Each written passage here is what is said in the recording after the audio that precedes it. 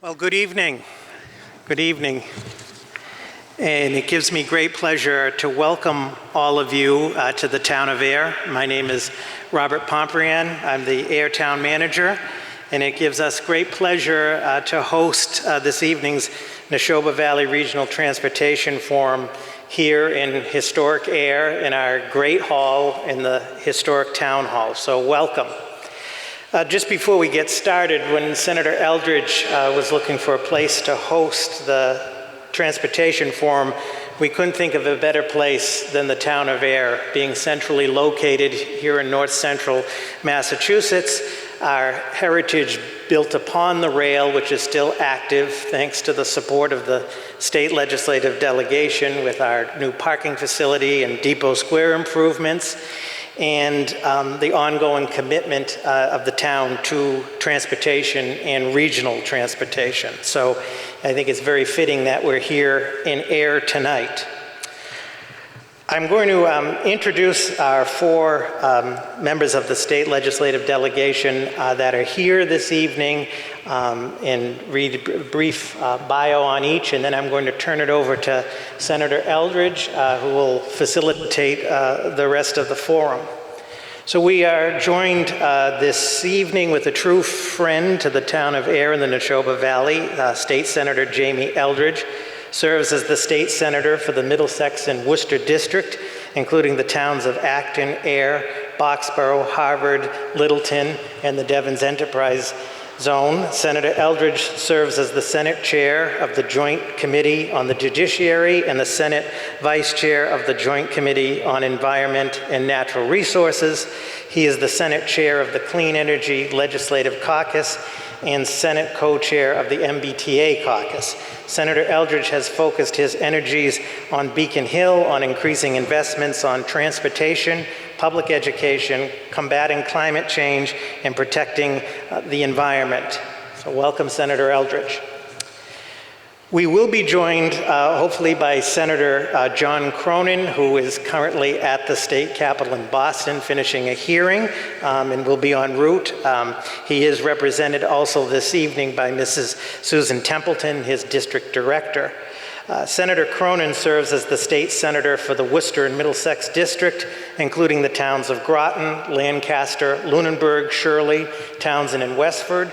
Senator Cronin is a graduate of the U.S. Military Academy at West Point, and prior to being elected to the legislature, he worked as a veterans advocate at a legal services center in Boston.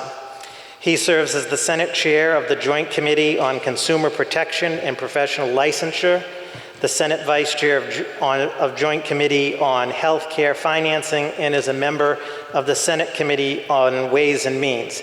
Senator Cronin's legislation priorities include increasing social mobility through equitable access to workforce development and promoting the revitalization of north central Massachusetts.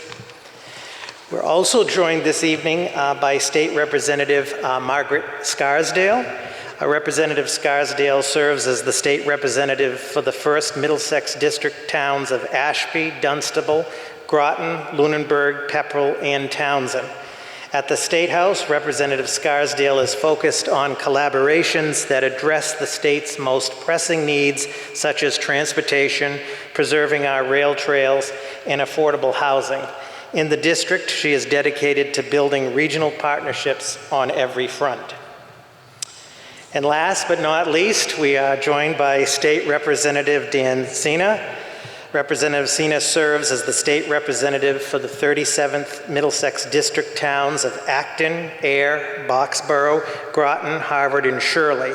Representative Cena's goal is to represent his community and work together in unity to make positive changes, especially in the area of accessible and affordable transportation. So with that, it gives me great pleasure to have Senator Eldridge come up and will facilitate this evening's forum. Thank you.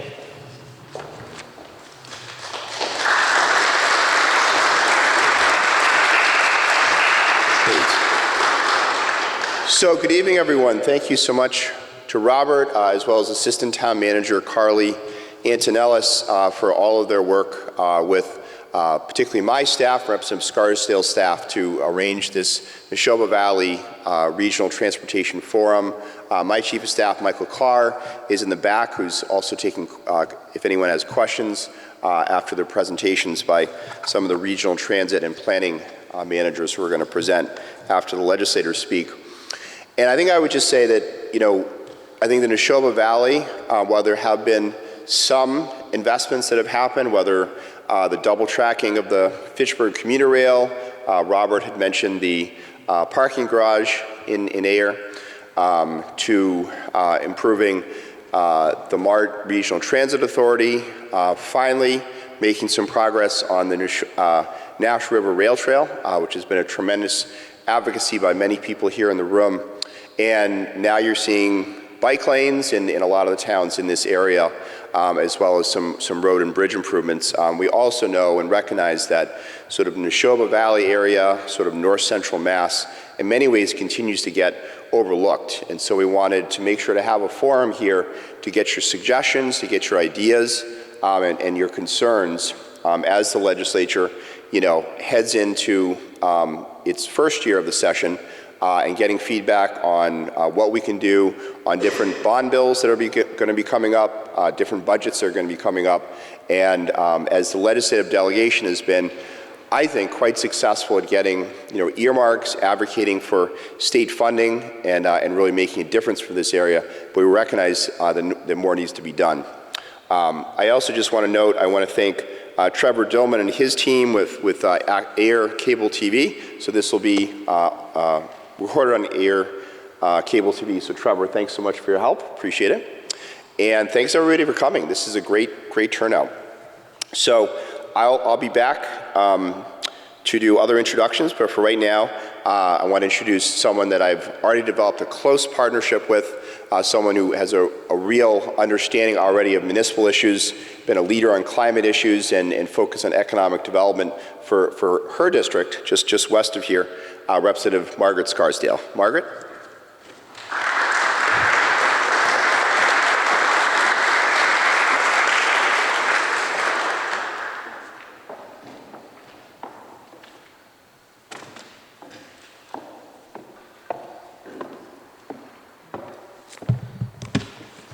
Good evening, everyone. It is wonderful to be back here in the Ayer Town Hall. For those of you who don't know, I worked here from 2007 to 2009 as a program manager for the Downtown Revitalization Program. And if you were driving through Ayer at that time and compare it to today, you can see that there have been a lot of great changes. We had a lot of challenges then that we had to overcome, but we worked together and it is an entirely different place. Last weekend, my husband and some friends and I came to have dinner at Lucia's, and we literally had to search for a parking place. So a great job, Ayer. You know, the downtown revitalizations are just such purposeful work, and they help transform communities and they help transform regions. But as Senator Eldridge alluded to, some challenges do remain for this region, including public transit and other forms of transportation that work for everyone, because it really is an equity issue. If you want to have a vibrant community, you have to have clean, reliable, connected public transportation. It's one of the reasons that I've co-sponsored several bills that talk about transit availability and increasing the availability of that. And in the middle of a climate change crisis, we need to be thinking about greening our transportation options. One of those, the cleanest of those, is our rail trails. So happy to support the Nashua River Rail Trail, moving that forward with not just repairs, but a repave of the Pepperell section. I serve on the Rail Trails Caucus and a Clean Energy Caucus, and I am here to listen, I am here to learn, and I am here to figure out ways that we can partner together to overcome this challenge as well. Thank you.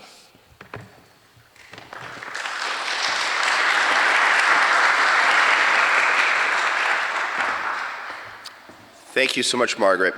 And now I introduce the state representative for the 37th Middlesex District, who I partnered with on a lot of transportation improvements for our sort of Route 2 Fitchburg commuter rail district, and now represents the entire town of Ayer, as well as Shirley, Harvard, Boxborough area, and half of Groton with Representative Scarsdale, Representative Dan Cena.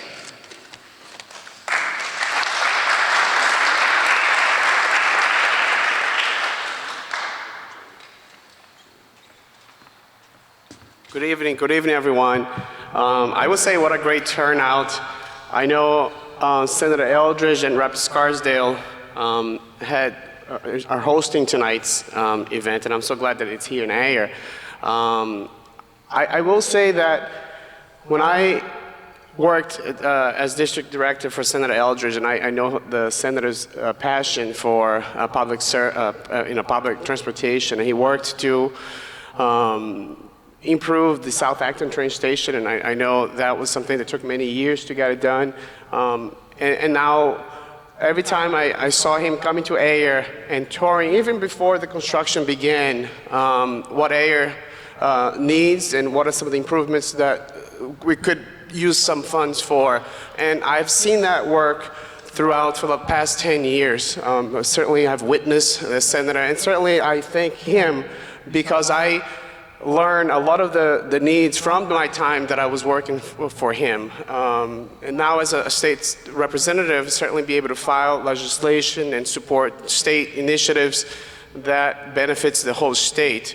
I live in Acton, not too far from here, and I certainly want to see improvements here in this area, including the town of Shirley, where I represent. I feel like they need a new train station or a station there that right now there's nothing. So I'm really hoping that we can bring some money. And I also want to thank the town because they have really worked with not only the state delegation, but the federal government to vitalize the downtown. So I want to commend the town's ability to do that. And I just want to say thank you for attending, and I would love to hear some of the questions and maybe some initiatives that you want to see us working on. So I think this is very important that we get to hear some of the either complaints or comments or feedback on what we can do better. So thank you.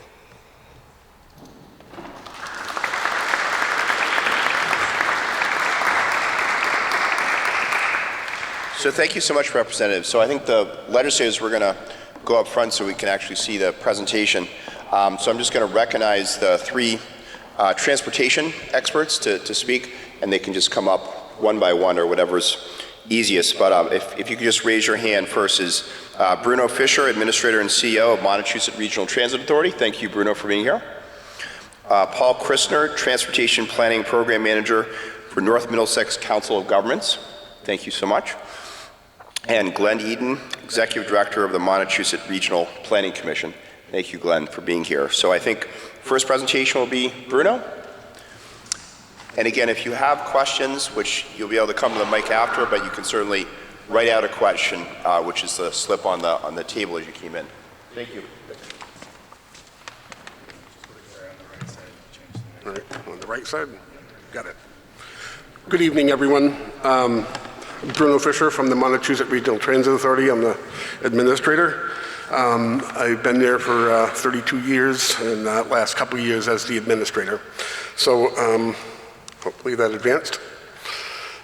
This represents the map of our communities. We were at 23 when I took over as administrator. We have since had 2 additional communities join, Phillipston in 2022 and Townsend joined in May of 2023. So those are the 25 communities that represent MART service area. Just a little bit about the organization. MART is one of 15 regional transit authorities. There are 15 across the state beyond the MBTA and literally represent probably every community short of a couple in the western region that are not affiliated with an RTA. We provide transportation again to the 25 cities in towns and varying forms, primarily the fixed route bus service in Fitchburg, Leominster, and Gardner. We do some COA services and some supplemental van services in most of the other communities. There are 122 MART employees, about 105 of those work for our brokerage, which I'll talk about a little bit in a second, and about 17 work for just the MART transit side. We also have about 100, now it's almost 130 operating company employees in Massachusetts. All the buses and vans have to be operated by separate private companies so they're not MART employees like the T. Again, we have a fleet of, give or take, about 26 buses that spread out, probably about 20 in Fitchburg, Leominster, and 6 or so up in Gardner, and about 153 vans, probably about 130 of which are in Fitchburg, Leominster, and the surrounding communities for the COAs, and about 20 or so up in Gardner. And again, this last piece, we do have about a brokerage that spans most of Massachusetts, except for kind of the Fall River, New Bedford area, and then the Cape and the Islands. Excuse me. So these represent the services that MART provides. We do, again, fixed route, primarily in the 3 cities. Again, with ADA and paratransit services, van services. We do an evening ride service. We also have a monthly subscription ride service that we do. We do council on aging services. Out of the 25, MART does 8 of those with our own company, and then 17 of them, of the COAs, have a van which we provide to the COAs free of charge, and then we actually help to offset a good share of their costs, so that probably only about 1/3 of the services are actually through the town. They come through the cherry sheet. The rest is done through MART federal state money that we get. We also, as I said, we just recently started the Townsend Commuter Rail Shuttle, which just runs from just right at the Townsend Town Hall to the ITC in Fitchburg, and then back it does 2 a.m. runs and 2 p.m. runs. At Harvard, actually, I didn't include it. We're actually just going to be starting our Harvard Commuter Rail Shuttle in November, and again, it's going to be, there's a little different. Up in Townsend, they're actually got parking for the commuters, and Harvard, what they're doing is more of a drop off, and the shuttle will run and take them down to the Littleton train station. Again, 2 a.m. runs, I think, one of them catching the express train, and then 2 in the p.m. And then we also have what's called Dial-A-Mart, which is a van services that we run primarily for human service and social service agencies. Again, I'll go through the list when we get to the brokerage piece. So I'm on the technology part here. All right, doing good. This is some of the technology we've deployed in the last couple of years. We were able to get some grants through the federal government, and so we've got a mobile app now. We actually recently also just received another grant, and we're going to try to roll out one that's like a single app for everything, that would even include the COAs being able to book trips directly to the COA, not having to call. More and more everybody's got cell phones and has some access to mobile, but again, we'll obviously still have the telephone ability to take telephone calls. We have again, most of these other ones are now fixed route. We have this Passio Go system, which automatically counts our passengers. It does Where's My Bus, so kind of like an ETA of where you are in the system and where the bus is going to be coming to you. Also has, again, ability for us to do on-time performance, which we're now reporting directly to MassDOT, all of our on-time reporting. Our GenFare system is a new fare boxes. We had a system that was quite old and quite cumbersome for a while, probably cost as much to collect the fares as we were collecting in fares. It's through GenFare, and again, that allows us to do a lot of automated fare collection, money, cards, taps, phone taps, and again, also allows us to do a lot of online ticketing and payment capabilities. And then something that will probably be of interest, especially to the individuals that are at the senior center. We've been working with a company, My Senior Center, which they do lots of applications for the senior centers. A lot of it's around being able to keep lists of people that that come to the senior center, announces events, meals, whatever type of events may be going on there. And they had a very small transportation thing to it, which really was nothing more than really just recording the people and maybe where they were going. We've been working with them for about 15 months now, and it's really, I think, actually, Katie Petrosi, I think, has been working with them and kind of helping them pilot this. So there's been 5 of them testing this out, and it's really quite advanced now. I think they're going to roll it out at a conference on COAs in the next few weeks, I think, and it actually allows lots more ability, so that we're putting tablets in the COA vans that'll be out there, which allows the drivers to kind of see all their information in front of them. Can pull over and exchange information back and forth, get new rides assigned to them and whatnot. But one of the really cool things about it is it's going to allow each COA to see the other COAs, just information on where people are going, which we think is going to be very helpful around coordinating trips more.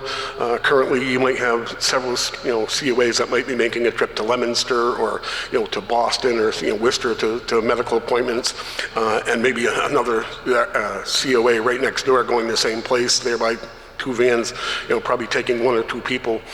So we're hoping that we might be able to do better with helping them coordinate these trips so that they can use the vans more efficiently, because usually once they leave town, to go anywhere out of town, especially if it's Worcester or Boston, you pretty much lose the van for the day and nobody else gets a ride. So we think that's going to be extremely helpful, and it helps a lot with the reporting too. Now on the human service. So we run, again, the largest human service transportation brokerage in the state. It used to be, as you can see, that there were 9 regions across the state, and there were 6 transit authorities that were actually doing the transportation or managing the transportation. Back a couple of years ago, 2021, just after the pandemic, they put out a procurement, and so Merit was successful in expanding. We were already doing quite a bit of the state, but now, as you can see in the blue, so the dark blue represents Merit service area, and the light blue represents, or lighter blue represents, the rest of Massachusetts that Merit does. So we're currently doing about 82% of the state, and doing about almost 286 of the 351 communities. So a little bit just on the brokerage, just about ridership and the revenue, as you can see there. So a lot of the transportation is funded by Mass Health, and here I've got information that people need it that may need to access the Mass Health Services or other human service agencies. As you can see there from the ridership numbers, we're doing about 5.8 million rides, give or take, a year. This was last year through June. This year looks like it's already starting to be a banner year and probably will exceed 6 or maybe 6.5 million trips. And again, there's by the agencies and the growth. And then you can see on the other side the revenue or expenditures by the state. Again, they're all in their Mass Health funds. Several of those services, you can see the Mass Health, also the Mass Health Enhanced Chair Car, that's ECC, and they also fund the DayHab. So that's about 235 million a year, give or take. And again, we're expected to probably go over 260 million this year. So on transit priorities, just the last piece here. What we're looking to do, and thank you, by the way, to the legislature for helping us with the equity. Again, the T, we're nothing against T, and we're all for all the things the T needs to do. But there is transportation outside of Boston and outside of the that ring. And again, this year the legislature really did basically doubled our funding collectively for the 15 RTAs. We have a little formula that each one of us gets a certain allocation and a percentage or whatnot. So our transportation funding went from about a little over 6 million to almost 8.5. So thank you very much for the equity funding, and we look forward to working with and see if we can continue to improve that. But it will, again, allow us to do a lot more things. Again, what we're trying to do here in the next couple of years, we want to extend the fixed route services if we can a little bit more around a little later evening services and possibly a pilot of some Sunday services. Another one that's really much more important important and a little more closer to my heart, living in Athol, so kind of somewhat rural, is trying to get more service for the rural communities. I spoke last week at the North Central Chamber of Commerce, and it came up quite a bit from a lot of the communities that the problem is, we're trying to do more with the fixed routes, but we really need to do something with the rural communities because there's really no ability to get around for many people. They, if you're not a senior with the ability to get COA services, there's really not much option. So what we want to try to do is try to figure out some feeder services maybe that can take people towards the city or potentially take them in, towards the bus routes where they can get around. We've also changed our fare structure so that once you pay the first fare, the rest of the trips are all free. We don't charge transfers anymore, which is kind of a little bit unique for the RTAs. We also want to do a lot more of education and training around our services. I think we're kind of maybe a commodity that's not very well known, and so we're going to do a lot more marketing and outreach and engagement. We're actually working with MassDOT to try to get some technical assistance funding to help with planning, replanning our routes, and also working on these rural community services I was speaking about. And then the final piece here, kind of the areas of emphasis are workforce development initiatives. We're seriously short, we're pretty much strained with drivers, as pretty much every employer is with getting their workforce. But we're going to work quite a bit on that. We've been working with MassHire and the Chamber on that. We're also looking to redesign and relaunch the Devon services and try to do more with trying to connect through air, Shirley and Devons, and kind of in the circle there to kind of do more with getting people that need to move around here. And then again, as I just mentioned, we're trying to get some money from MassDOT for a complete service analysis and kind of a redesign of our services. And that should be it. Thank you.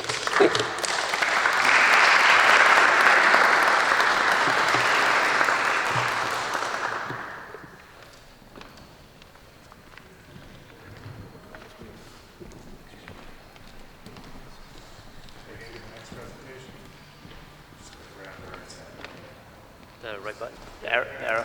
All right.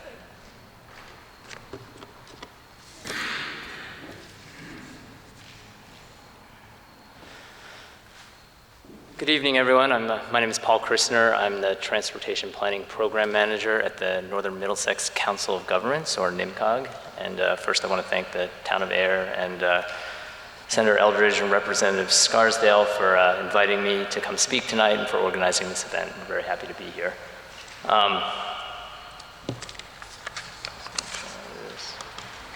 So hopefully that's showing a map of our region. I can't see, but no laptop up here.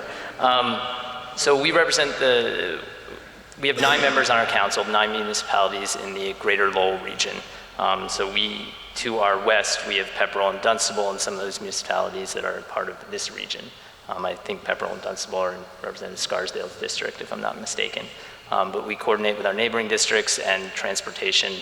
Obviously, people don't look at municipal boundaries when they think about where to go, so we all try to coordinate and make sure that we're making seamless connections. So, NIMCOG is a federally designated MPO, or Metropolitan Planning Organization. It's designated by population by the federal government, and we're required to create a couple documents, and I just want to spend a few minutes talking about one that we just finished over at NIMCOG, which we call Envision 2020. This is our long-range transportation plan. We produce a new one every 4 years. It has a 20-year time horizon, a minimum of that. We look out a little bit farther with this for up through 2050. And basically, what this document does, we look at trends, look at data that we have available now, and we try to look out into the future and see what transportation infrastructure will be needed to support how we think our municipalities will look in the future. And we make recommendations for projects, and there's financials in there as well, but it is quite a long-range plan that looks out a long ways. I'm going to talk about goals for it on the next slide, but there's a link there in the presentation. Ours is just adopted in August 23, and you can find it on our website.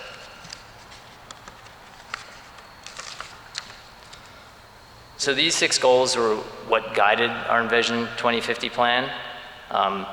Goal number 1 is to improve the safety and transportation system for all users. Some of the performance measures that we look at there are fatalities and injuries on our networks, our transportation systems. Goal 2 is to efficiently manage existing transportation assets and infrastructure.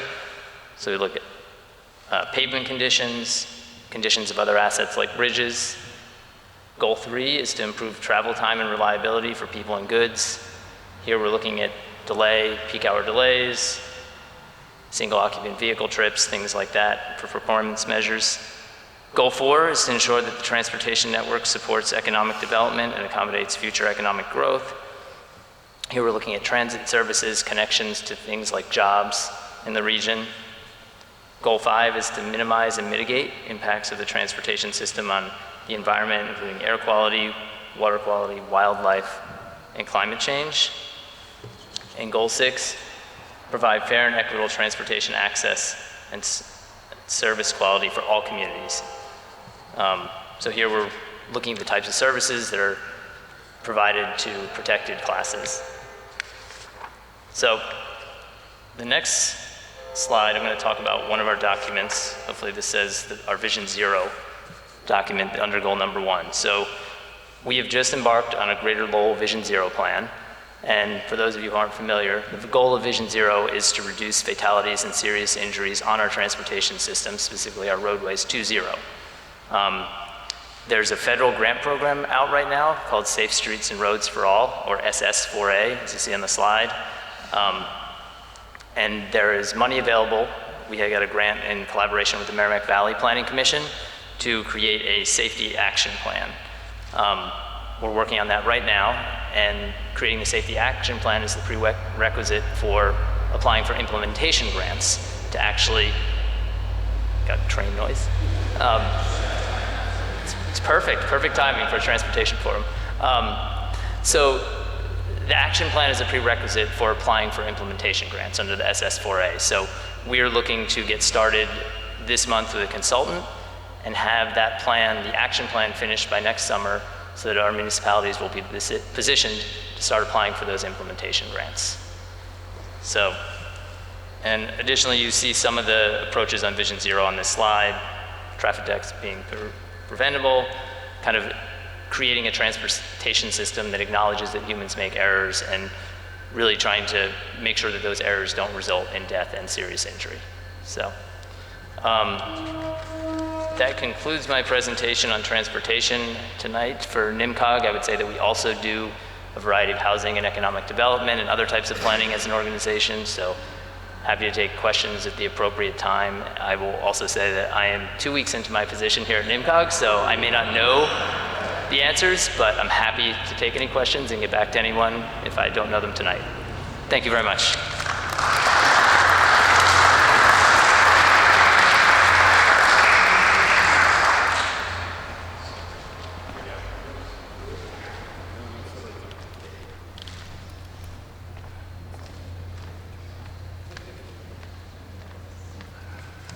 So Paul, welcome to your initiation after 2 weeks. Good for you. So due to the color of my hair and the lack thereof, I'm 38 years in this career. And my name's Glenn. I'm the Executive Director of the Montezuma Regional Planning Commission. And we're also a federally designated metropolitan planning organization. And let me just pause and say, a lot of information through a fire hose. Can I just say I apologize for any acronyms I use too? So, but it's a part of the business. We provide planning services to 22 communities from Athol to Air, or Air to Athol, depending upon how you want to look at the map. And as the leader, I am privileged to be the leader of MRPC for the last 15 or 16 years. It's important to know when to talk, and more importantly, when to hand the microphone to one of my colleagues who's the MRPC's transportation planning expert. Brad, if you could get this, a recording of this, and give it to our staff to let them know this is the shortest speech I'm ever making in my life, I'd appreciate that. That expert is Brad Harris, MRPC's Transportation Projects Director. Brad's going to summarize some of the transportation planning initiatives that are ongoing at MRPC. So it's time for me to sit down and have Brad, the expert, speak. Thank you for your time.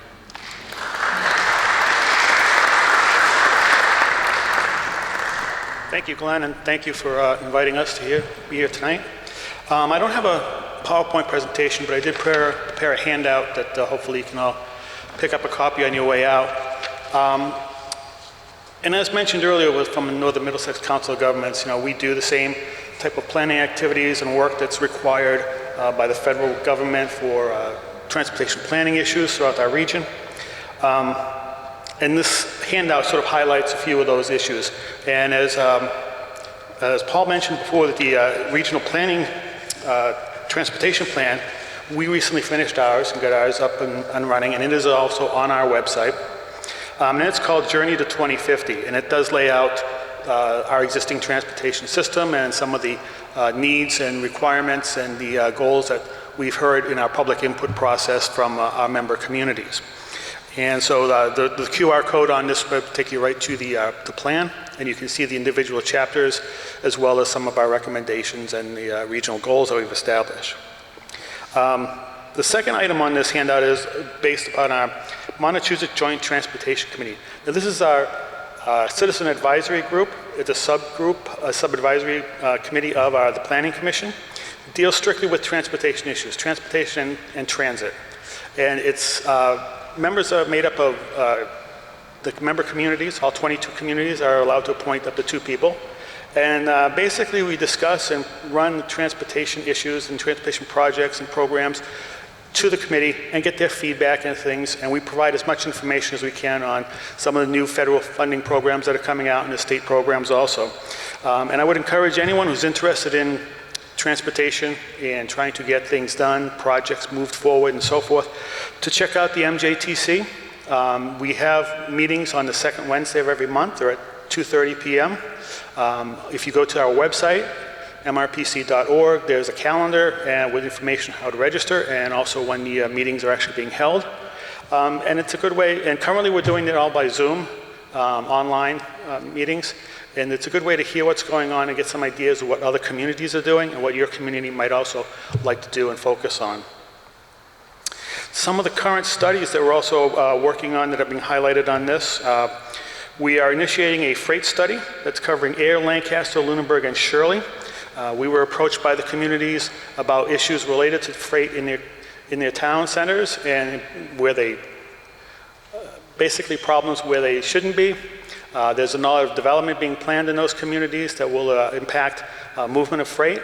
So we're meeting with and setting up a committee of the community representatives to discuss these issues and to try and work out solutions and strategies and possible improvement programs that could help alleviate the issues that the towns see. And we're just starting that. The first meeting of our advisory group related to the freight will be held this week. And I would just say that you can check our website to be up to date on what's going on and where we stand on those. The other issues, or another major plan we're working on, is a coordinated public transit human services transportation plan. The acronym is just as long as the title, but it focuses on the needs of persons with disabilities, older adults, and persons with low income, and makes recommendations on how to improve transportation for these 3 demographic groups. So the current one is online right now, and we're in the midst of finalizing an update that will be hopefully approved by our MPO in the next couple of months. But again, those deal specifically with those 3 demographic populations, and we also work in concert with MART on these on the Human Services Transportation Plan. And the other probably most important document we put together on a yearly basis is called the Transportation Improvement Program, or TIP. Now, the TIP is produced annually as required by federal regulations and as issued jointly by both Federal Highway and the Federal Transit Administration. In its simplest form, the TIP is a prioritized listing of transportation and transit projects proposed for implementation during future federal fiscal years within the region. And basically, all the projects that are receiving federal funding, whether it's on the transit side or on the highway side, have to be listed in the TIP, or else they are not eligible to be advertised and go out for construction. So we work closely with Mass DOT and the communities on developing these listings and to prioritize the projects so we can ensure that the money allocated for our region gets spent within our region.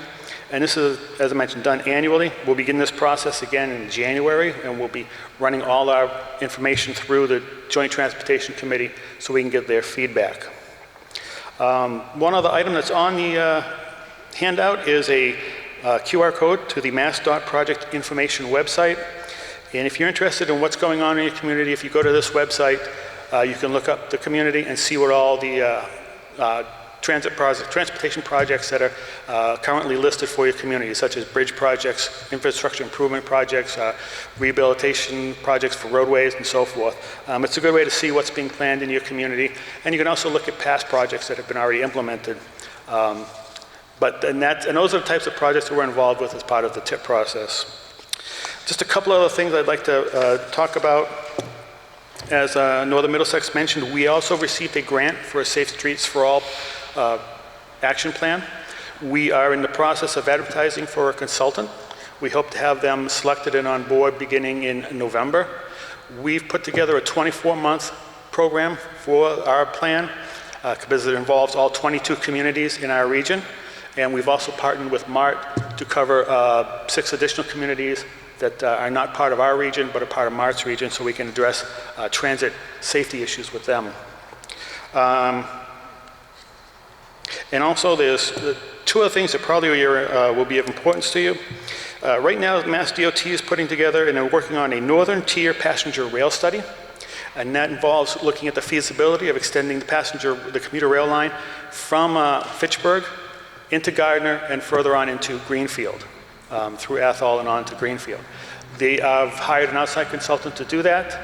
There's a upcoming meeting, I think, within the next month or so, where we'll see where they stand on that. And again, the goal for the consultant is to identify whether it's feasible, both economically and ridership-wide, to establish a long-term train service out to Greenfield. And the last item I want to mention is in this coming program year, which begins October 1st, the other day, we're doing a transit management area study. We're going to look at microtransit issues and whether we can form a transportation management area, or a TMA, and what would be involved in that, what are the funding sources to implement, and what kind of programs and projects we want to implement with that funding. And that's going to be starting, again, within about the month, we'll be starting working seriously on that. And hopefully it'll address some of the transportation issues we've talking about tonight, microtransit issues out into the rural communities as well. Other than that, if you look at the handout and you use the QR code, you can get to our website and send us emails and ask us any questions you have when you're perusing all that information that's out there. That's all I have for you. Thank you.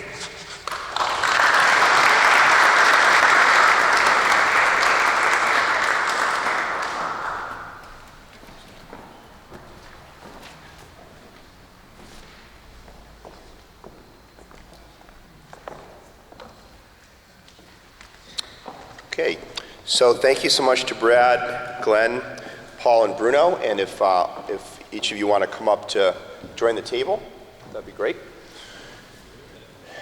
So I'm going to serve as the moderator. I don't know if there's been any questions that have been submitted. Okay, I don't think there's been any written questions. So first of all, thank you to all the presenters. Really appreciate it. And now is the opportunity for you to direct your questions, whether to legislators, including myself, or to any of the transportation or planning managers. And I would just say please come to the mic and ask your question. I think I'll just pass the mic after the question is asked. So, does anybody have any questions? Yes. First question's always tough. Yeah, just to make sure it's on cable TV. Yep. Goodness, I don't need a microphone. My boys call me Miss Decibel, so we'll be careful with the microphone. If you could introduce yourself and what town you're from. I am from right here, good old Air. My name's Amy McCoy, and I have a question about, we love our commuter rail, it's great. However, how about quiet zones? It's a very difficult process, I think, for a town to apply for those federal grant money to create a quiet zone. I think with the way the legislature now wants more density of housing in the towns that have commuter rails or, public rail. And so is there going to be help for the towns to maybe help them get through that process and not expect it to be like, well, there's volunteers and we, have at it, go get some federal funds to make quiet zones. I think it would be really important. Noise is one of these, there's a lot more kind of knowledge about how noise can be a health issue. So people who are close to the rail, and it does come up in the town of Air quite a bit about noise issues in the town. So I guess that's my question. I know locally-ish, the town of Needham is trying to make a quiet zone. I don't know where they are in the process. I don't know how successful, but I think the state should be helping all towns on all the commuter rails be quiet zones. And that's, I don't know who that goes to, but I'll let you all start with that. Sure. Anyone on the panel have a thought on that? Yes. Thank goodness. I'm not aware of what goes into establishing a quiet zone, but one of the things we do at the Planning Commission is assist our communities with grant applications and grant programs. So I would recommend just contacting your RPA and talking to them, and we can find something out that might assist and provide you with an answer as to what needs to go into it and how we can work. We have a lot of data and information available at the Planning Commission that may be of assistance to the town. And again, we can also provide personnel to work with the town to get something put together. Thank you. I would just add, as someone that grew up in South Acton, we were able to establish a quiet zone in South Acton, but I think that's before the federal regulations changed. I think it's just become so much more difficult from a public safety point of view to create quiet zones near a train station, but certainly something we can work on. I think it probably will be something that the federal delegation will have to work on. But thank you for the question, Amy. Appreciate it. Other questions people have? And please come up to the mic, and again, if you could introduce yourself if you're part of a group, and who you'd like to answer your question, if anyone. Thanks. Sure. I'm Bruce Leischer. I'm a member of the Transportation Advisory Board in Harvard, and I'm also a member of the Neshoba Regional Greenway that's working to connect all the bike trails in the area. I think Gary LaCroix is here, who heads that group. One of the small pieces of that is we'd like to actually create a bike connection from Harvard into Devens. And we've run into an obstacle, which is nobody seems to understand who owns the land on that space. It's either owned by the Army, it's owned by Devens, it might be owned by the state or by the railroad. And everyone's pointing fingers at someone else to make the decision, but no one seems to know how to punch their way out of this paper bag. And maybe there's a way the law could be passed that just says there's a right to put the bike path through there. Mm-hmm. So that's the question I was raising, to see if we might be able to get some political help. Yeah, I'll take that one. I think it probably is a Devens legislative delegation issue. And just so everyone knows, due to redistricting, now as the senator, I represent Ayer and Harvard. Senator Cronin represents Shirley, and then Representative Sina represents Ayer, Harvard, and Shirley. So we'll give it to Representative Sina to work on. Yeah, let me just say, there's no one who's opposed to it. It's just no one knows how to solve it. The Devens DEC is supportive. We understand that mass development would be okay with it if they could figure out if it was legal. Yep. And Harvard's in support of it, so it's the neighborhood's in support. But we had a public hearing, and they all said this. They were opposed to an automobile connection there, but certainly not a bike connection. Absolutely. Yes, Representative. We have the right to know who owns Well, thank you for your question. I will say we all have the right to know who owns that land. If there's something I can do in my office, we can certainly reach out to the town or the state. We can certainly try to facilitate that. It might require more than one single email to hopefully get an answer. But I'm willing to work with you if you want to send us an email, maybe include the delegation. Yep. We can try to get you some clarity. Yeah, we've been working with the DEC staff for about a year, and it's just gone nowhere. Yeah, and I know it takes a long time, because I know the Brusman Freeman Rail Trail, that's certainly something that it was evolving And that's little by little. and having that answer is a prerequisite to the trail grant funding, because you have to have permission of the landowner. Yeah, and that's the good idea. They have basically, they've abdicated because they don't know what to do. I don't think it's because they're opposed to it. They just don't know what to do. Right, yeah. Okay. And actually, I had a follow-up question, if I can, on the noise complaint, on the noise quiet zone. Is the issue more because of the trains are so loud? Is that the primarily concern? Yeah.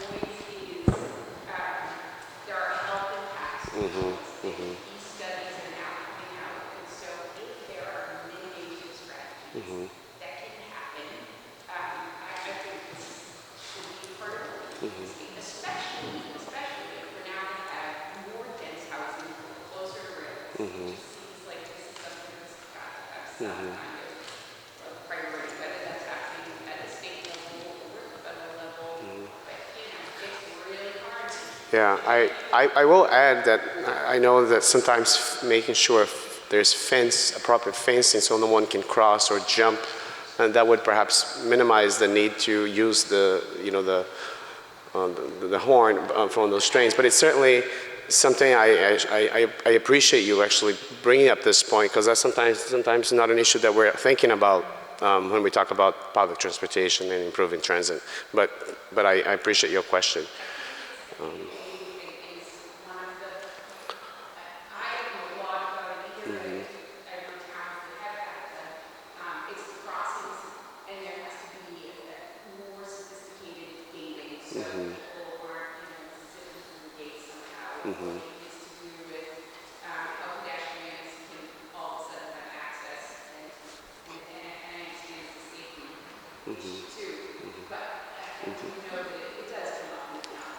Duly noted, so thank you. Yeah. Okay, I have my own mic, so yes, thank you to Air TV. I need to use moderator privilege just since Devens came up, is Bruno. If you could touch upon, you talked about improving I think the RTA shuttle service through Devens. I understand something is going to be constructed at Devens that would facilitate that. Is that accurate? So we have put a deposit on what is, I guess, affectionately known within Devens as the P4 building, the former Devens Bakery. It's kind of on Antietam Street, backside of Devens here on the Air Shirley side. And we're working with Mass Development to actually purchase that building, and also working with Mass Devens. We submitted an application under their underutilized properties program to actually rehab the facility, as well as using some of our own funding. And the idea, and that's a phase one. Phase two, what we're looking to do is construct, buy another parcel right behind that building and start a pilot EV fleet there.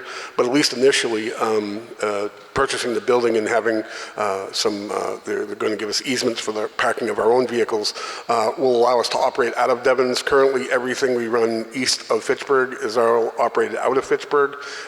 So there's a lot more operating cost and a lot of deadhead miles with nobody on the vehicle, leaving in the morning or coming back in, from whatever trips.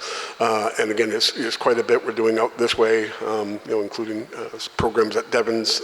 So this will be a really big boon for us because it'll allow us to actually operate a fleet of vehicles out of Devens and do more work out here at a much lesser cost, operating cost and maintenance cost, and again, much more efficient because we're not operating all these miles with nobody on them between Fitchburg and Devens. So we're hoping that to close probably in the next 45 days or so.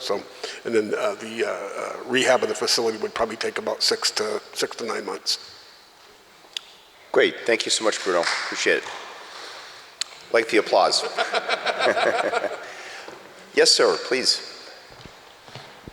Good evening. Thank you for doing this evening. My name is Gary LaCroix, Lacroix, out of Littleton, Massachusetts. Great. And Bruce, my partner in crime here from Harvard, He had mentioned the Neshoba Regional Greenways, and I don't know if some of you might have heard of this before, but I wanted to spend like a few minutes just explaining what this is, because it's an advocacy group advocating for better connections and safer routes for pedestrians and bicyclists in this area, where we share the roads with the drivers. And I think we all can appreciate that with the vulnerable user laws and et cetera like that, trying to make the roads better for everybody. And I'm sorry, if you could speak up just a little bit more, yeah. Please. Sure, Like, sure, yeah. sorry about that. So Neshoba Regional Greenways, what is this thing? It's a coalition that a group of us from a number of different towns, starting with Littleton, created a bunch of just advocates, all volunteers, and now we have 14 towns that are all like somewhat committed or partially committed or heavily committed to trying to make this happen. It is the Neshoba region, we're defining it to be from, we have Ayer and Devens from one end to Lexington, Weston, Stowe, Sudbury, Littleton, Acton, Concord, Lincoln, Harvard, Hudson, Boxborough, Bolton, Concord. So quite a few towns that have ponied up at least a little bit of membership. And it's, like I said, we are advocating for safe, accessible, local and regional transportation connections for bicyclists and pedestrians in this area. Pretty much kind of like straddling Route 2 and the Fitchburg Rail Corridor. I'm trying to think of that area. One of the reasons we did this is because we have like the Ayer Rail Trail here, the National River Rail Trail. There's so many assets in this area, but you want to connect to them. You want to connect to them in a way that you don't have to get in your car and drive to the rail trail and then get your bike out and just want to get to them yourselves. And there's a lot of things like Carlson Orchards or Kimball's or other things you want to ride your bike to that can promote commerce by having people getting there a different way and not have to rely on their car. So we have, this is all part of connecting with MAPC's landline vision that David Lautzenheiser has advocated for. And so we've piggybacked on that to kind of take it and run with it and try to define routes that would be the best, safest routes in each of our communities that connect to the places people want to go to, plus the train stations, plus the rail trails. And the nice thing about this is not some big dollar investment. What we're talking about doing is making just the current roads safer. I mean, if you could build rail trails everywhere, I'd love it. But we don't have, that's a lot of money and there's a lot that goes into that. But if we could just have better connections to those places by restriping the roads, better signage,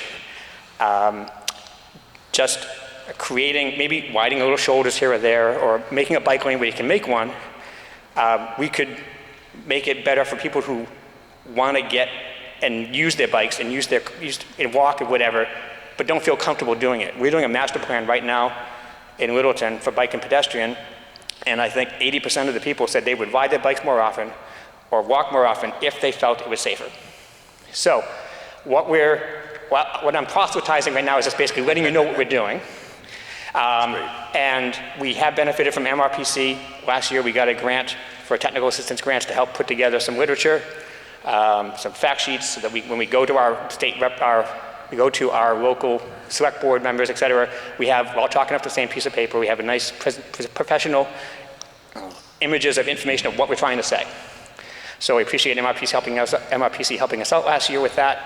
And so right now we are pursuing, the next step for us is to, we're pursuing a Mass Trails grant, potentially to get some money to design the signs that would go up, because we want to put some actual physical wayfinding signs out for someone who's riding their bike on Harwood Road in Littleton, wanting the best way to get to Carlson Orchards, or something like that, or to get to places. So these are the things that we're trying to do, and since we're just a bunch of volunteers, I just want to make you guys aware of what we're doing. So if you hear about this, that anything you can do to kind of like pick your ears up or whatever. I think Jeff mentioned this to you, Jamie, like a year ago. So I'm willing to, I think the idea of maybe getting in front of some of your other members in this area, I'd be very happy to do that and brief them on what we're trying to do. I also have some fact sheets that MRPC helped us create to let you guys know afterwards. So I want to thank you for your time, and I will answer any questions you might have on what we're trying to do. Great, thank you so much. I don't know if there's any comments from colleagues of the panel. I would just say, I think coming up in October, there's a Trails conference, I think in a couple weeks, I think maybe in Natick or something, the Golden Spike Conference, yep. Okay. Yep. I have time, I have some Littleton things to talk about too, but I'll give some other people a chance. Thank you. Great. Thank you so much. Exactly what we want to hear. Oh, yeah. I just want to say, as I mentioned earlier, we're doing this Safe Streets for All grant to do a safety action plan for our region. Just keep on the lookout for notices about it. If we don't, we'd like to have your input and like you to be part of the citizen input process. So if we don't reach out to you, don't hesitate to get in touch with us to tell us, hey, put us on your mailing list so that we're well aware of what's going on. Because I think what comes out of this plan will be strategies and mitigations, things that we can implement to make the safer for pedestrians and bicyclists and so forth. So just keep that in mind, and if you don't hear from us, reach out to us and tell us, to get our act together. So, thank you. Thank you so much, Brad. Yes. Hi, this is Ryan and Amy Hendrickson. We live in Lunenburg, and I just had a quick comment, and maybe you have some too, about the MART Connect program. And if you're not familiar with the MART Connect program, then you're probably not alone, because it hasn't been very well promoted, but it's a really great program that serves, I believe, Lunenburg and Leominster. No, Lunenburg, Lancaster, and Sterling. Oh, okay. And it's basically you call to the system, and they make an appointment for you, and they come and pick you up and drive you to your destination. And I use it to get to the North Leominster train station. So for me, it's a great solution for the kind of last mile problem of getting to the mass transit that then I can use to get into Boston. My impression of it so far is that it's, every time I call, they're kind of surprised to like, what are you calling about? Exactly, what is this program? So I have to kind of re-explain it, and there's some technical kind of hoops you have to jump through a little bit. Every time I have to give them the same card number, things like that. Now, my impression of it is it's a great potential program. And if something to think about for people who live out where we are, which is kind of semi-rural, clearly it's just not designed for the kind of mass transit solution where you can't really run buses through those towns. So it's a great solution, but the impression I have so far is that it just needs more help. Right? It probably needs some more staff, it probably needs some more funding. I've only been stood up once so far, so I'll say that for it. But generally, it's been a good experience. It's just the question of trying to make the connection, and once that connection is made, it works well. So if you're looking for other solutions to help get more cars off the road and getting more people to mass transit in towns like Lunenburg, which are kind of, they're just, the sprawl kind of inherent in there makes that difficult. That could be a solution if it got, I think, a bit more support. Did you want to? I wanted to add a little more. So we're a family of 5 with 3 adults and 1 car, both for financial and also just footprint reasons. And I have loved the program because twice a week I don't have to get up in the morning and drive him to North Leominster train station. That's lovely. One of the things that so this is, I believe we received a grant for this. So there's testing to see if this is working. That's what I think, there's been very little information about it. What I would love to see is, though, for it to be reciprocal, so you can leave Lunenburg with the program, but you can't come into Lunenburg. So,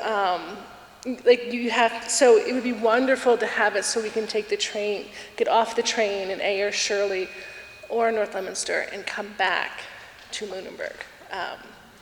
And maybe this is that the information has been unclear, because that would make my life even easier.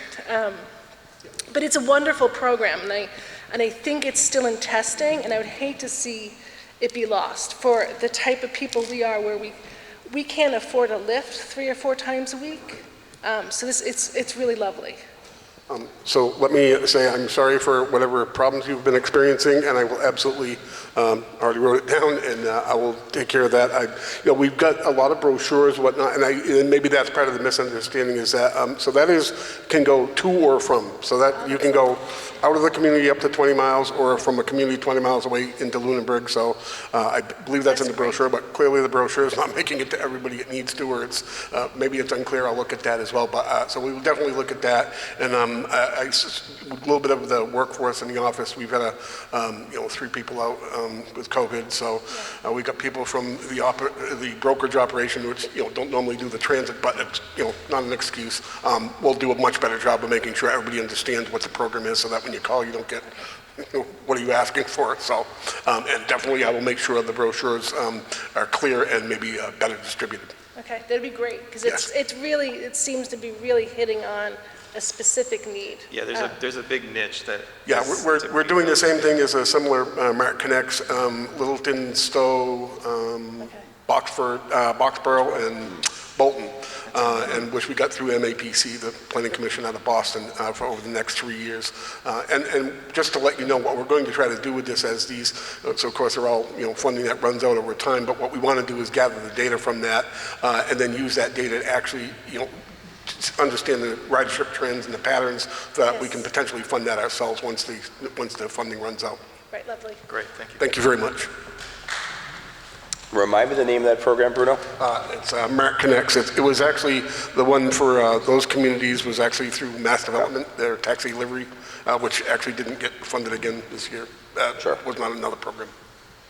And I just want to, before we have next person speak, is just as far as what the legislature did in the budget, and I think Bruno mentioned about the increase in sort of equity and funding for regional transit authorities. So the millionaire's tax that passed that now is bringing in approximately $2 billion a year, in revenue. We dedicated about half of that, so about $1 billion to transportation, as is mandated in the amendment that passed by the voters. And so we did dedicate hundreds of millions of dollars more to RTA. So that's what we want to make sure that's directly being seen in the communities that you live in. So, and that's why this is part of why this forum was done. Thank you. Please go ahead. Good evening. My name is Janet Tice. I'm from Shirley. I'm a resident. I know some of the individuals on the panel. I am also on the Freight Study Guiding Committee, and you mentioned that our first meeting will be this week. Looking forward to it. I have been on the Shirley Transportation Action Committee for going on 2 years now. We're a subcommittee of the Shirley Select Board. And I want to bring to everyone's attention a particular concern of residents of Shirley, but also residents of the region. And I'm going to just give you a little background, which I'm going to read for you, and then ask several questions, which are long essay questions, I guess you'd call them, which I don't expect to get your answers tonight, but I do expect that you can focus on these areas going forward. Over the past 2 to 3 years, there's been a sharp increase in heavy truck traffic on roads in Shirley and the region, including on streets in residential and other sensitive areas. These heavy trucks, including 18-wheelers and multi-vehicle car carriers, are using narrow secondary roads without sidewalks or paved shoulders that are not wide enough nor constructed to accommodate vehicles of this size and weight. This situation now threatens the health, safety, and quality of life of the region's residents. The 3 massive warehouse truck terminals, 1 constructed, 2 proposed, on sites in Lancaster and Lunenburg, include a total of 474 loading docks and parking for 466 tractor trailers, and will generate between 700 and 850 additional truck trips per day, according to MRPC data. These developments will further increase the number of heavy trucks, including 18-wheelers, using the region's secondary roads as connecting routes. Now, I'm talking about through traffic. I'm not talking about deliveries that are being made to businesses within our either Shirley or other towns in the region. I'm talking about traffic passing through the region to get where they're going.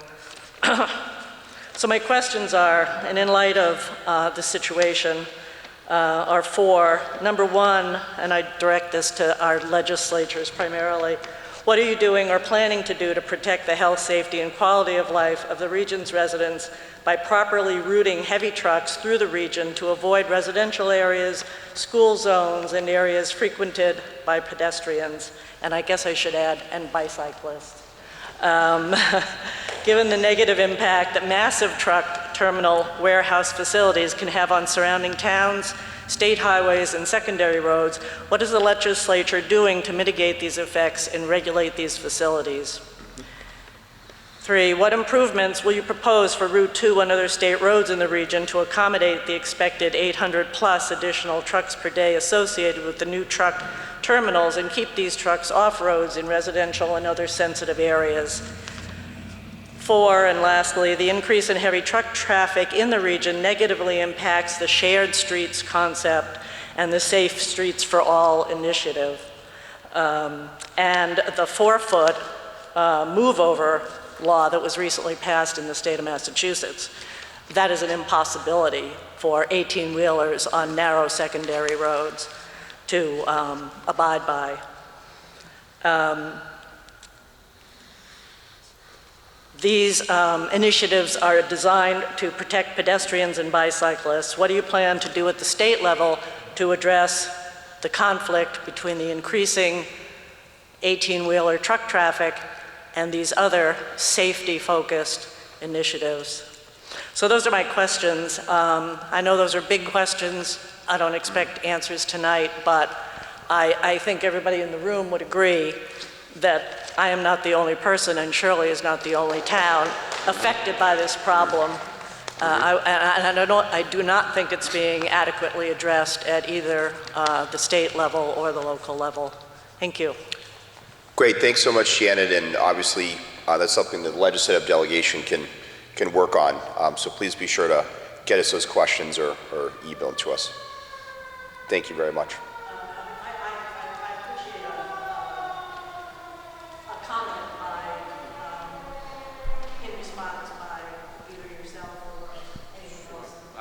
I thank you. No, I share a lot of some of your concerns because I know Shirley can be some of those roads can be very small. It's really hard for someone to walk by. It also may be a local issue. I know sometimes, I don't know if you have had a meeting with this Board of Select there at all to perhaps, I know a lot of these decisions are done at the local level when it comes to planning, and we sometimes don't get involved at the state level, but certainly if there's policies or there's a road that needs to be repaved, maybe work on improving and not maintaining, in other words, providing some sidewalk. And certainly, maybe that's something we can try to mandate at the state level. And there might be already some, laws, DOT would probably be better to respond on those. But we can certainly even be glad to maybe schedule a meeting where you and I can sit down with the board maybe try to get a response and maybe try to get some clear guidance as what the town's vision is on how we can address some of those concerns. And I know there were many. So.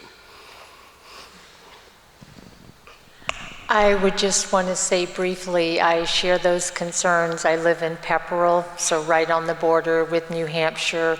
So we have that problem. It's just grown over the years with trucks coming, across the state border through those narrow streets. I was just talking to a resident a couple of weeks ago.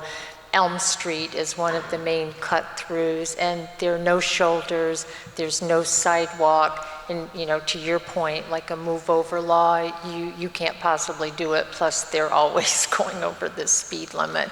And relatedly, there's the noise issue from the brakes all the time, and I was the former chair of the Pepperell Select Board, and we did try to regulate that.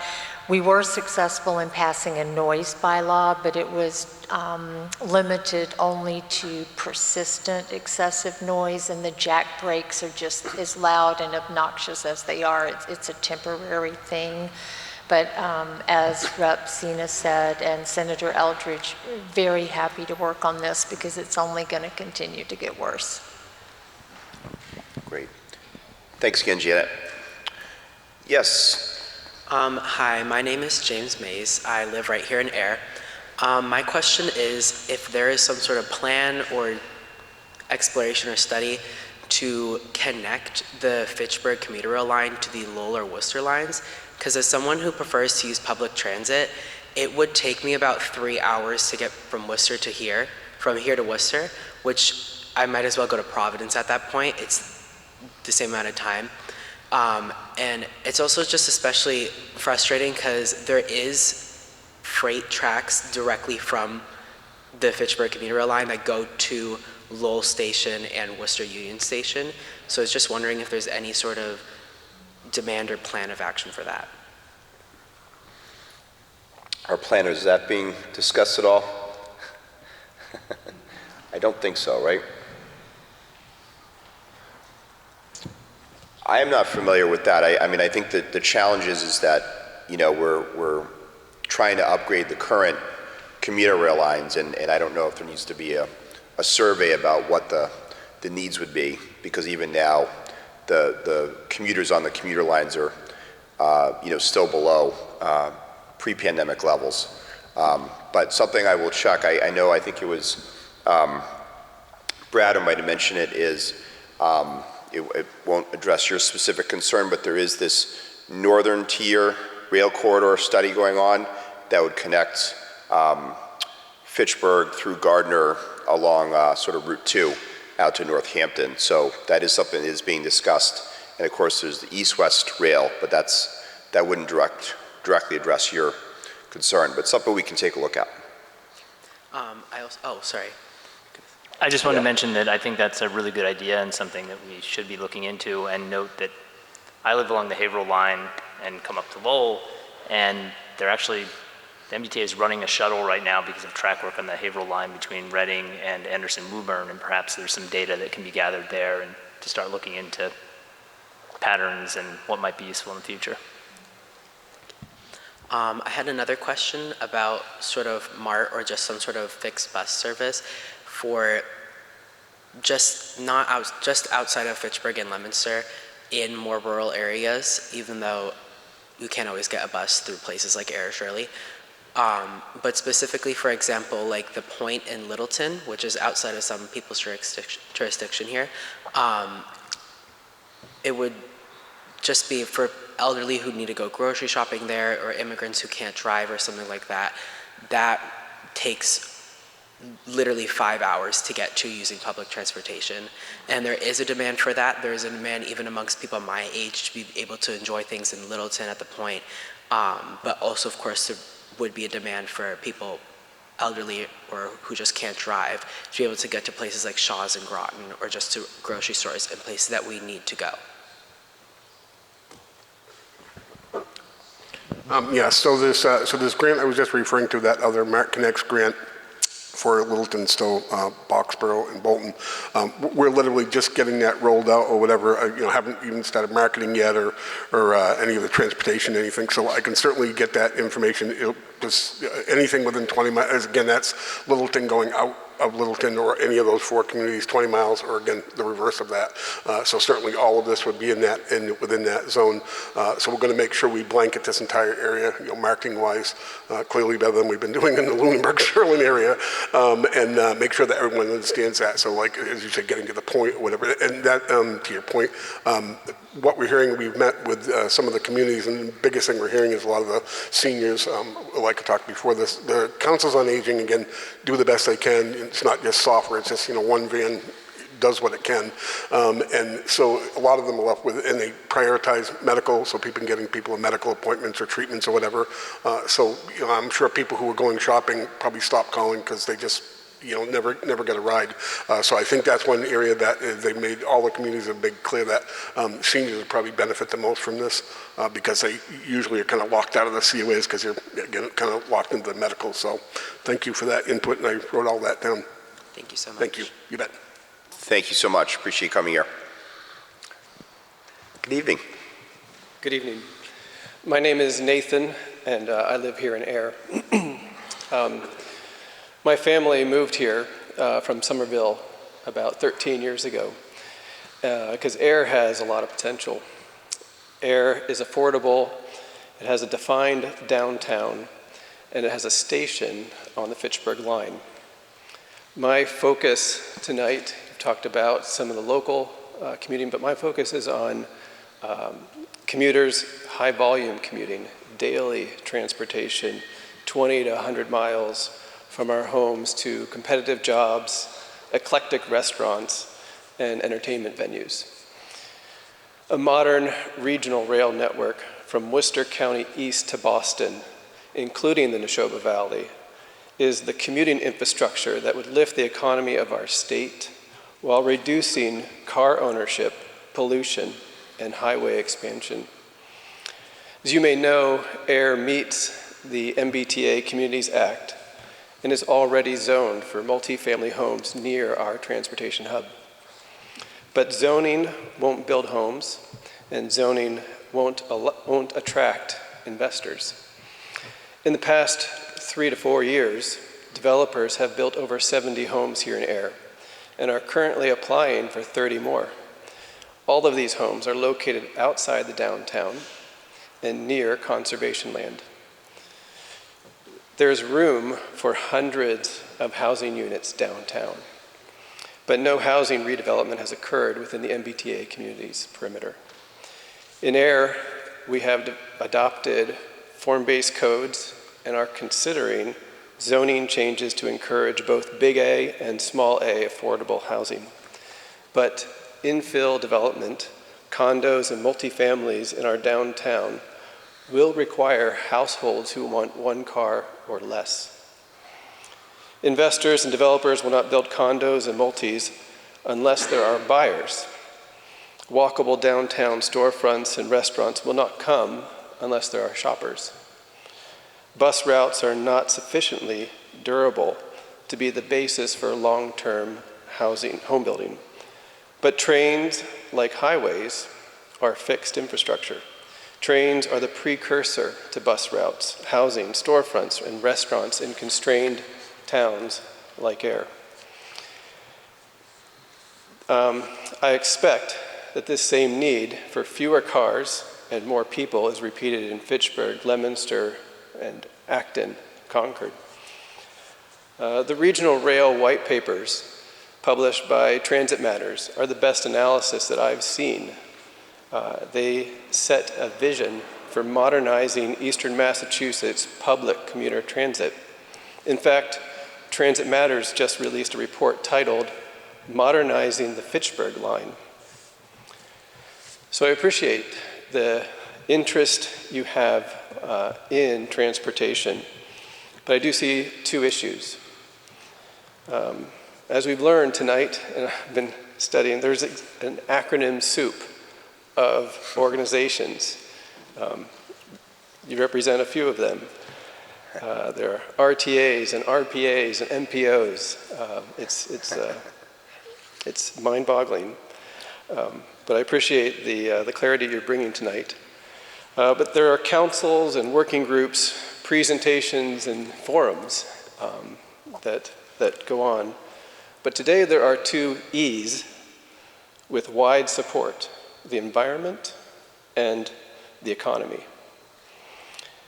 So one of the questions I have to take home is, how can you help Massachusetts commit to a major pollution-reducing, economy-growing infrastructure investment? It's the first issue. The second issue is common: money.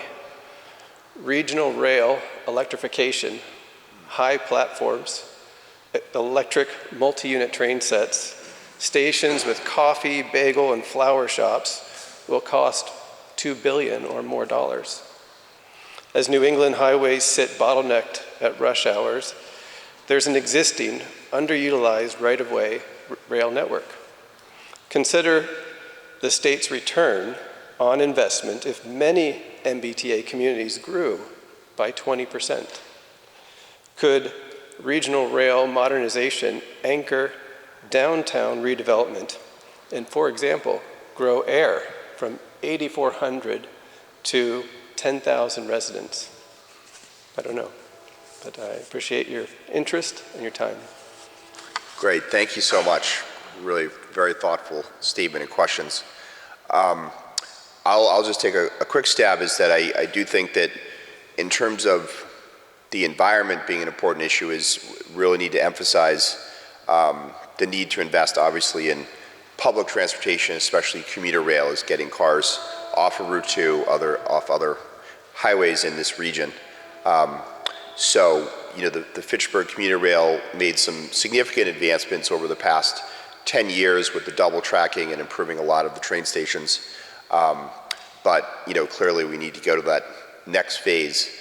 As far as regional rail, I do think in terms of electrifying it, I do think there are efforts now by Mass DOT to look at that.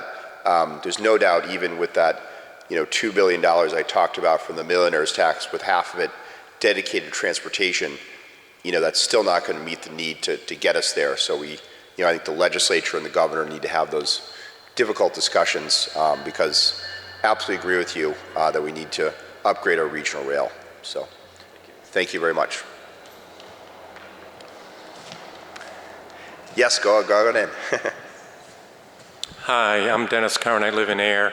And it's great that you're doing this. The reason my wife and I live here is because we were able to buy a home that was within walking distance of the commuter rail, and therefore only have one car. So it's really great that the train station is there and Depot Square has been improved. I just got a couple of questions, perhaps comments. First is, I think it would be great if we could expand the Nashua River Rail Trail east to meet with Bruce Freeman and then on to the Minuteman Bikeway, which I think would be perhaps 15 miles or so. But I'm unclear as to exactly whether or not you would, and again, town approval, if you're using the railroad right-of-way, their approval, whatever constituencies are between here and there. So is there a single point of contact, or is there some entity which would kind of be able to inform me as to this is what you need to do to get that done? Because I have no idea where to start, given the number of stakeholders that would be involved. And again, I just think it would be great to kind of link all of that and get some of the people off the roads in terms of the safety issues that people have discussed. The other thing is, whatever you can do to increase the frequency of commuter rail traffic, I'm kind of a believer in the if you build it, they will come. So improving the frequency of commuter rail service, and as part of that, and again, this goes beyond this forum, connecting North Station with South Station with a commuter rail.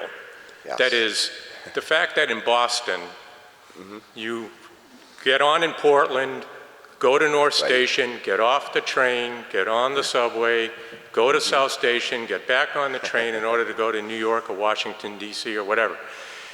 It'd be really great if people from this area could get on in Fitchburg, perhaps transfer at South Station and go to New York City or Washington, D.C. or Miami for that matter. So I think that in terms of bang for your buck, I think you're going to get a lot more value out of creating that 1.5 mile link between those two stations than you are expanding all the way to Greenfield in terms of the number of people that are aided and helped and whose commute is made easier. So whatever we could do to advocate for making that connection between North and South stations, I think would be a good idea. And finally, I'm on the board of directors for the Air Council on Aging, and we have a partnership with MART, and whatever can be done to increase funding for that, because I know firsthand that we are, butting up against maximum capacity for our MART transportation. And I know that MART is working hard to try to kind of improve that, but whatever, and the lack of drivers is clearly a significant issue there. So more funding for that would clearly be good. All right, thank you. Great, thank you so much. And I'm on the Nashua River Rail Trail East, which I love. I'm embarrassed to say I don't know if is that possible? Is there rail east? Right. That, I know that. I didn't know if there was. Right. Okay.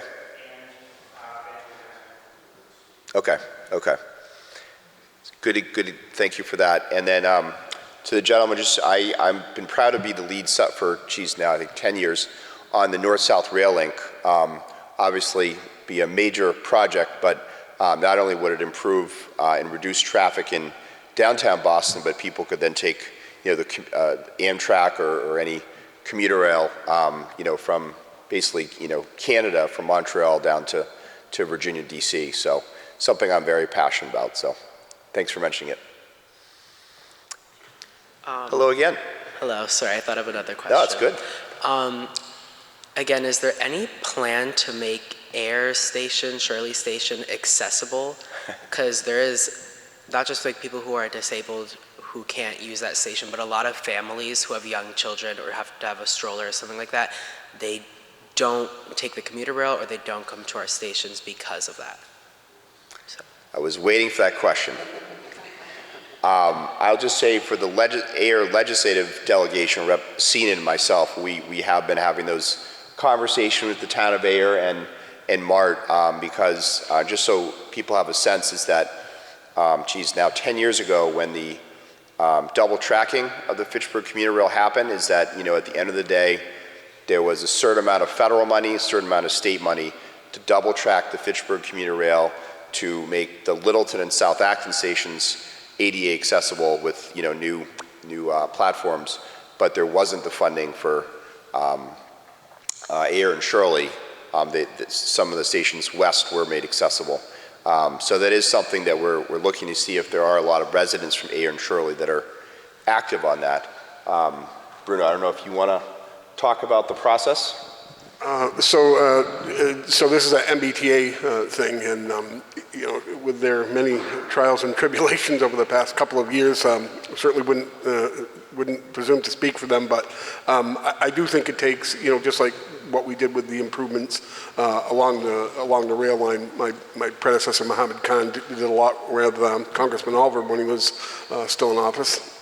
And alive, to do a lot of these improvements with the double tracking, the signal improvements and all that.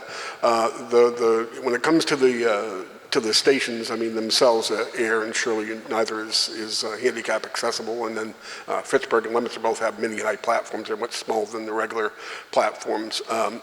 I think that's going to be an advocacy thing where more and more people got to speak to that. Again, with the T and the many things that they have to fund and all the improvements they have to make in many other places. And again, a lot. I'm sure it's needed in Boston and every place they do everything else. But I do think they do have to make the realization that a lot of these places, as you said, Ayer, Shirley, anybody who gets there and has a handicap or is disabled in any way is pretty much out of luck unless somebody's willing to help assist them to get on the train. So again, I think that's an advocacy thing that really has to be pushed. Again, legislative delegation can help, but I think the more the citizens speak up and push that, the better chance there is of somebody actually looking to see when that's possible. Thank you very much for raising that. So some organizing at Ayer and Shirley. I said I'd be back for Littleton now, not for my own group. So I'm speaking on behalf of our chair of our Transportation Advisory Council. I'm also a member of that group in Littleton. He had 3 comments to make. You mentioned about electrification of the commuter rail.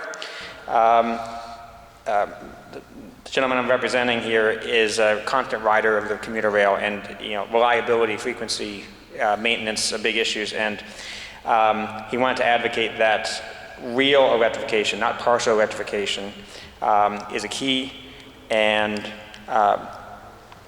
overhead electrification has been around for 100 years, in New Jersey, in the Northeast Corridor.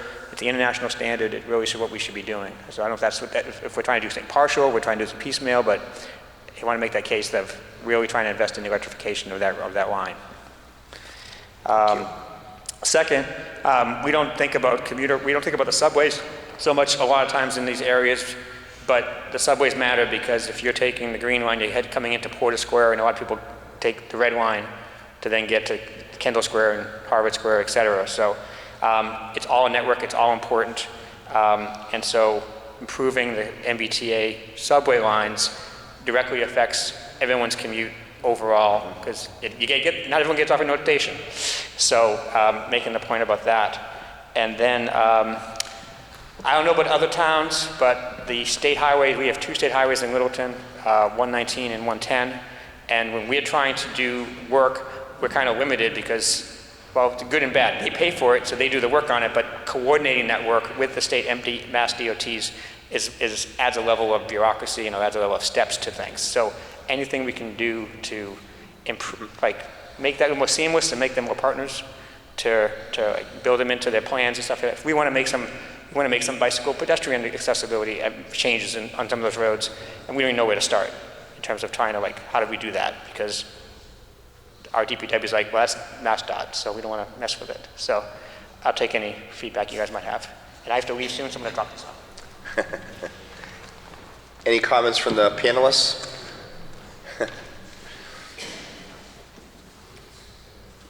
Okay, sounds like something we'll need to look into. Thank you so much. Marion, was waiting for you to speak. So my name is Marion Stoddard, and I live in Air, and I'm a member of the Friends of the Nashua River Rail Trail Committee, and I would like to thank you, Senator Eldridge, and other members of the legislature who are represented here tonight for your help in repaving the Nashua River Rail Trail, and for the help that you are providing to restore the Nashua River Rail Trail, which is very much in need of that help. Thank you. Thank you so much, Marion. Sounds like a nice way to close out the evening. So unless there's anyone else who has an issue, I think we're going to conclude the forum. I first just want to thank my colleagues, Representative Scarsdale, Representative Sina, Senator Cronin, who unfortunately couldn't be here, but his district director, Susan Templeton, is here, for coming. From my staff, Michael Carr in the back, who helped facilitate in April with Representative Scarsdale, so thanks so much for your help. And I want to thank, for our presenters, Bruno Fisher with the MART, Paul Christner with North Middlesex Council of Governments, and Brad Harrison Glendine with the Montechusett Regional Planning Commission.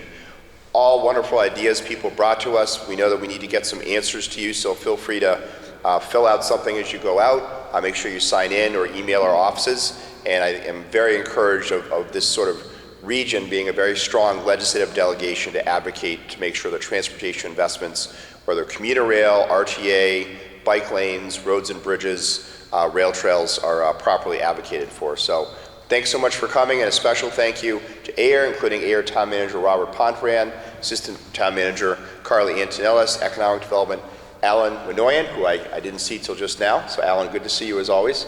And to AIR TV for taping this tonight. Thanks for coming. Have a good night.